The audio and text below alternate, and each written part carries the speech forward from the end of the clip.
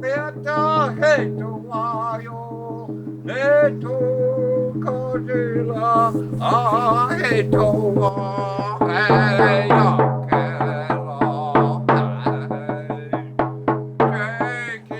I'm here to support the Poor People's Campaign to show that we are in solidarity, both from the perspective of saving water and protecting the sacred, and interweaving that with at-risk communities and low-wealth communities that continue to face these extractive industries as a whole, but also face so many inequalities across the board.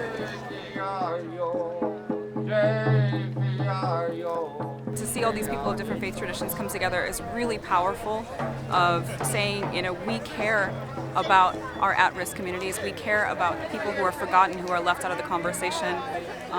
We are willing to stand together and do everything we can to make sure their voices are heard. Good afternoon. We're excited to be here as the Minnesota Council of Churches. Oftentimes, the faith community historically has been on the wrong side, particularly as it relates to indigenous communities and sovereign nations who we are in relationship with. Today, we decided to be on the right side. Enbridge is a company that wants to send something called Line 3, a new tar sands line, through the headwaters of the Mississippi River to the shore of Lake Superior. It's a fifth of the world's freshwater. It passes through numerous ceded treaty territories along the way. It passes through 41 wild rice beds along the way. Wild rice is sacred to my people, to Anishinaabe people. It is some of the most at-risk communities you can imagine, that are standing on the forefront of this.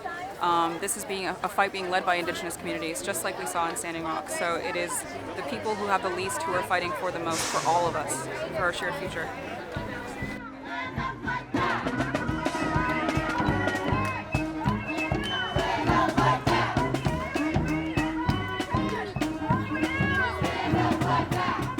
When these projects happen, they don't happen in wealthy neighborhoods, they happen in our neighborhoods.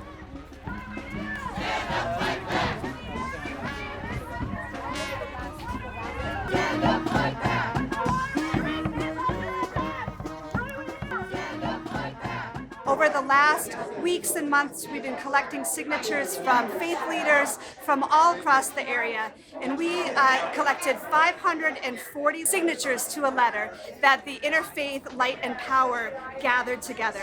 And that letter was delivered to the Public Utilities Commission today, as well as to the governor's office.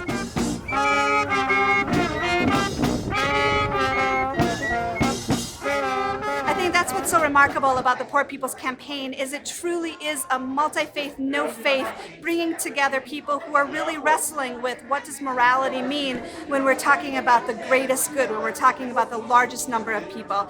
And so to have Christians and Muslims and Buddhists and Jews and atheists is just remarkable, and setting aside differences and going, how are we together? How can we link arms and arms together? Not going alone.